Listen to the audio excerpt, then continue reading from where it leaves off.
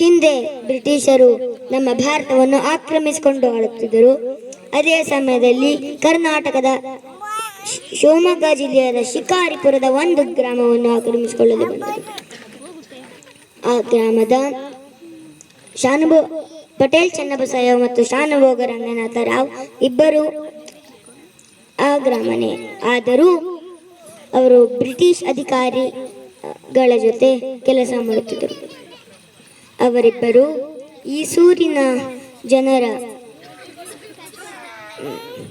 ಈಸೂರಿನ ಗ್ರಾಮಕ್ಕೆ ಬಂದು ಖಾತೆ ಕೀರ್ತಿ ಪುಸ್ತಕದೊಂದಿಗೆ ಮನೆ ಮನೆಗೂ ಹೋಗಿ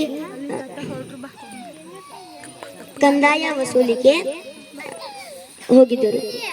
ಅವಾಗ ಮಕ್ಕಳೆಲ್ಲ ಸೇರಿ ಅವರಿಬ್ಬರನ್ನು ಸುತ್ತುವರೆದು ಮಕ್ಕಳಲ್ಲೂ ಹೇಳಿದರು, ಗಾಂಧಿ ಟೋಪಿ ಧರಿಸಿ ಸ್ವತಂತ್ರ ಹೋರಾಟಕ್ಕೆ ಧುಮುಕಿ ಎಂದು ಆಜ್ಞೆ ಮಾಡಿದರು. ಅದಕ್ಕೆ ಅವರಿಬ್ಬರು ಒಪ್ಪಲಿಲ್ಲ.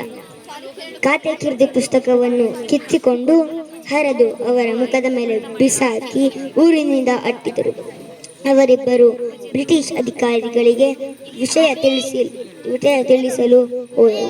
ಅಷ್ಟರಲ್ಲೇ ಈಸೂರು ಒಂದು ಗ್ರಾಮ ತನ್ನದೇ ಆದ ಸ್ವತಂತ್ರ ರಚಿಸಿಕೊಂಡಿತ್ತು. ಬ್ರಿಟಿಷ್ ಅಧಿಕಾರಿಗಳು ಈಸೂರಿನಲ್ಲಿ ಪ್ರವೇಶಿಸಿದಂತೆ ಅಮಲ್ದಾರ ಮತ್ತು ಪೊಲೀಸ್ ಅಧಿಕಾರಿ ತಡೆದರು. ಪೊಲೀಸ್ ಅಧಿಕಾರಿ ಹೇಳಿದನು, ರಾಜೀನಾಮೆ ಕೊಡಿ, ಗಾಂಧಿ ಟೋಪಿ ಧರಿಸಿ ಸ್ವತಂತ್ರ ಹೋರಾಟಕ್ಕೆ ಧುಮುಕಿ ಎಂದರು. ಆದರೂ ಒಪ್ಪಲಿಲ್ಲ. 50 ರೂಪಾಯಿ ದಂಡ ವಿಧಿಸಲಾಯಿತು. ಆದರೂ ಒಪ್ಪಲಿಲ್ಲ. 3 ಗಂಟೆ ಕಾಲ ಒಂಟಿ ಕಾಲಲ್ಲಿ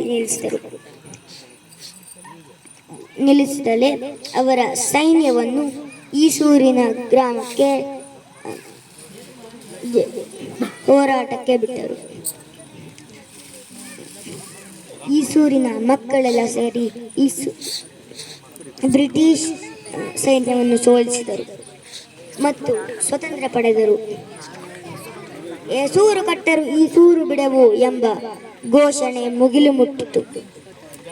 ಗಾಂಧೀಜಿಯವರು ಆರಂಭಿಸಿದ ಚಳುವಳಿ ಬ್ರಿಟಿಷರೇ ಭಾರತ ಬಿಟ್ಟು ತೊಲಗಿ ಎಂದು ಹೇಳಿದರು. ಆದ ಮೇಲೆ ಸ್ವತಂತ್ರ ಪೂರ್ವದಲ್ಲಿ ಮೊಟ್ಟ ಮೊದಲಿಗೆ ಸ್ವತಂತ್ರ ಪಡೆದ ಹಳ್ಳಿ ಎಂದು ಈಸೂರು ಘೋಷಿಸಿತು.